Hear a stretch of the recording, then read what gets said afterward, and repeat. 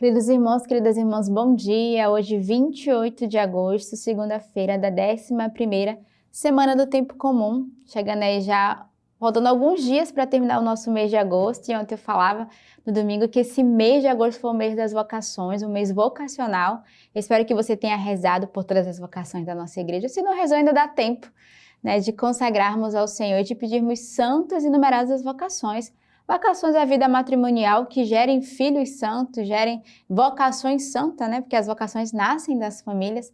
Também rezarmos pelos padres, né, da nossa igreja, pela vocação sacerdotal, consagrada religiosa, mas também pelos leigos, hoje que dão esse papel importante na nossa igreja, de levar a palavra de Deus, né? E dentro dos leigos nós temos os catequistas, nós temos várias missões, apostolados dentro da nossa igreja. Hoje somos convidados a rezar nesse mês de agosto, de modo particular, nesta segunda-feira, iniciando uma semana e quase terminando, né, o mês, de continuarmos na oração, na intercessão. E hoje é um dia que a igreja celebra Santo Agostinho.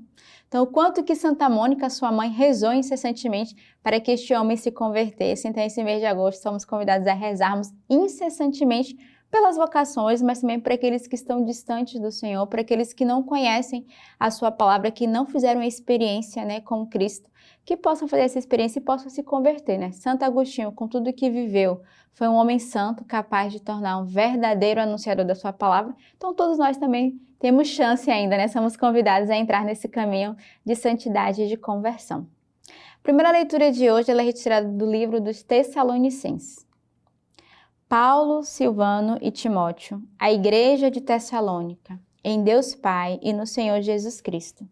A vós graça e paz. Damos graças a Deus por todos vós, sempre que fazemos menção de vós em nossas orações.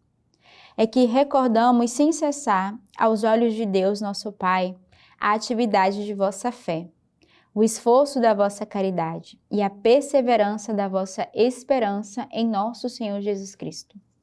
Sabemos, irmãos amados de Deus, que sois do número dos eleitos, porque o nosso evangelho foi pregado não somente com palavras, mas com grande eficácia no Espírito Santo e com toda a convicção. Assim, sabeis como temos andado no meio de vós para o vosso bem. Partindo de vós, se divulgou a palavra do Senhor por toda parte a fé, que tendes em Deus. Não é necessário falarmos disso, pois eles mesmos contam qual acolhimento que da vossa parte tivemos e como vos convertestes dos ídolos a Deus, para servirdes ao Deus vivo e verdadeiro, e esperardes do céu a seu Filho, a quem ele ressuscitou dentre os mortos, Jesus, que nos livra da ira futura. Então aqui a gente vê São Paulo que vai exortar, né, as igrejas de Tessalônica, e ele vai começar dizendo, né, demos graças a Deus por todos vós sempre que fazemos menção. Então ele vai dizer que sempre dar graças, ele se lembra desse povo, porque ele vai destacar. Por que ele recorda desse povo, dessa igreja de Tessalônica? Porque ele vê o esforço e a atividade da fé, né, a caridade e a esperança daquele povo. Então, ou seja, São Paulo que vai ver a fé, o esforço, sem cessar aos olhos de Deus, a caridade, a perseverança. O Senhor também é como São Paulo, que vê o nosso esforço, vê a nossa vontade, né, a nossa fé, a nossa caridade, a nossa esperança, e por isso o Senhor nos abençoa.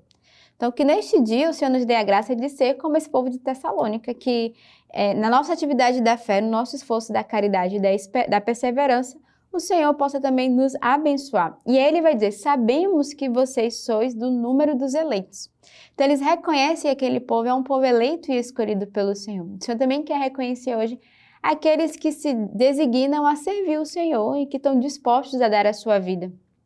Aí é interessante porque São Paulo vai dizer, sabemos, irmãos amados de Deus, que sois do número dos eleitos, porque o nosso evangelho vos foi pregado não somente com palavras, mas com grande eficácia no Espírito Santo e com toda a convicção de fé. Então, peçamos a graça de sermos esse povo que anuncia a palavra de Deus com fé, com convicção e sobre a ação do Espírito Santo, né? Que o Espírito Santo nos conduza e nos dê as palavras necessárias para o anúncio da palavra de Deus àqueles que precisam escutarem.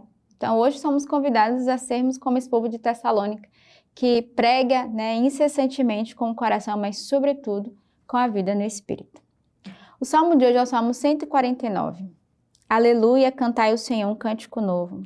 Seu louvor na Assembleia dos Fiéis.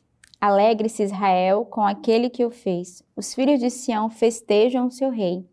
Louvem seu nome com danças, toquem para ele cítara e tambor. Sim, pois o Senhor gosta do seu povo e adorna os pobres com salvação. Que os fiéis exultem de glória e do seu lugar cantem com júbilo, com exaltações a Deus na garganta. É uma honra para todos os seus fiéis.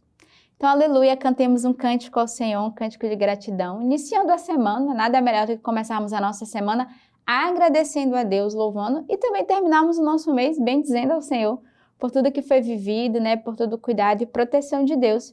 E que o nosso louvor chegue aos confins da terra, que o nosso louvor chegue ao céu, chegue ao coração de Deus, mas também alcance aqueles que hoje precisam serem guardados, protegidos e alcançados na intercessão através do nosso louvor e da nossa gratidão. E aí o salmista vai convidar, Louve o nome do Senhor com dança, toquem para Ele, pois o Senhor ama o seu povo. Então, somos convidados a ser criativos hoje no nosso louvor e na nossa gratidão. O evangelho de hoje é o evangelho de São Mateus. Disse Jesus: Ai de vós, escribas e fariseus, hipócritas, porque bloqueias o reino dos céus diante dos homens. Pois vós mesmos não entrais, nem deixais entrar os que querem fazê-lo. Ai de vós, escribas e fariseus, hipócritas, que percorreis o mar e a terra para fazer um prosélito, mas quando conseguis conquistá-lo, vós o tornais 2 vezes mais digno da geena do que vós. Ai de vós, condutores cegos, que dizeis: se alguém jurar pelo santuário, o seu juramento não o obriga, mas se jurar pelo ouro do santuário, o seu juramento o obriga. Insensatos e cegos, que é maior, o ouro ou o santuário que santifica o ouro? Dizei mais: se alguém jura pelo altar, não é nada, mas se jurar pela oferta que está sobre o altar, fica obrigado. Cegos, que é maior, a oferta ou o altar que santifica a oferta? Pois aquele que jura pelo altar, jura por ele e por tudo que nele está. E aquele que jura pelo santuário, jura por ele e por aquele que nele habita. E por fim, aquele que jura pelo céu, jura pelo trono de Deus e por aquele que nele está sentado. Então a gente vê aqui a exortação do Senhor, aos escribas, aos fariseus e aos hipócritas, dizendo: vocês juram por tantas coisas, adoram outros deuses, idolatram, e o Senhor vai fazer uma exortação. Só devemos apenas jurar, ou podemos usar um outro termo, devemos apenas adorar, buscar, glorificar a Deus, aos céus, aquele que está sentado no trono. Então, o evangelho de hoje vai fazer toda essa exortação e aí ele vai dar várias explicações, repreendendo. Então, peçamos ao Senhor a graça de não jurarmos em vão, a gente vê isso em um dos mandamentos, mas não buscarmos outros deuses, não sermos cegos ao ponto de sermos hipócritas, cultuando, buscando, testemunhando aquilo que não agrada ao Senhor. E neste dia a igreja celebra Santo Agostinho, este homem tão importante para a nossa igreja como um testemunho tão forte. Agostinho ele nasceu no dia 13 de novembro de 354, na África. Foi educado à fé católica pela sua mãe Santa Mônica, mas não seguiu seu exemplo. Adolescente, vivaz, perspicaz e exuberante, dedicou-se ao estudo da retórica e seu resultado foi excelente. Amava a vida e seus prazeres. Cultivava amizades, teve paixões amorosas, adorava o teatro, buscava divertidamente distrações. Em Cartagena, onde prosseguia seus estudos, apaixonou-se por uma moça, por ser de classe social inferior. Fez dela apenas a sua concubina. Fruto dessa relação foi Adeodato. Não obstante a sua jovendade, Agostinho permaneceu-lhe fiel e assumiu a responsabilidade da vida doméstica. Entretanto, a leitura de Hortensius de Cícero mudou seu modo de encarar as coisas. A felicidade, escreveu o grande orador, consiste nos bens que não perecem, sabedoria, verdade, virtudes. Assim, Agostinho passou a buscá-lo. Começou a sua busca pela Bíblia, mas, acostumado com textos retumbantes, a achava grosseira e lógica. Então aproximou-se do monequismo. Ao voltar para Tagastes, abriu uma escola de gramática e retórica com a ajuda de um benfeitor. Porém, a vida que levava não o satisfazia. Por isso, insatisfeito, a sua sede de verdade não se aplacava com a doutrina. O jovem retórico promissor passa a outro tipo de busca. Assim, no ano 382, transferiu-se para Roma com um companheiro, e sem que a sua mãe o soubesse, apesar de ter ido a Cartagena. Na capital, porém, Agostinho manteve contato com os maniqueístas, dos quais recebeu ajuda e apoio. Depois entendeu que a providência de Deus levava por outros caminhos. Santo Agostinho guarda essa frase: eis que procurava fora aquilo que estava dentro. Essa era a sua verdade, até encontrar dentro dele o próprio Deus, o próprio Cristo. Então, neste dia, peçamos a graça, essa intenção de Santo Agostinho, um homem que buscou, um homem inteligente, que buscou de diversas formas encontrar Deus, mas Deus já estava dentro dele, encontrar a verdade, e a verdade já habitava dentro do seu coração. Então, que neste dia Santo Agostinho seja esse modelo, esse exemplo para cada um de nós, dessa busca da verdade que é o próprio Cristo. Encontramos o próprio Cristo dentro de cada um de nós e que Ele nos faça voltar o nosso coração para Deus e nos convertermos para Ele.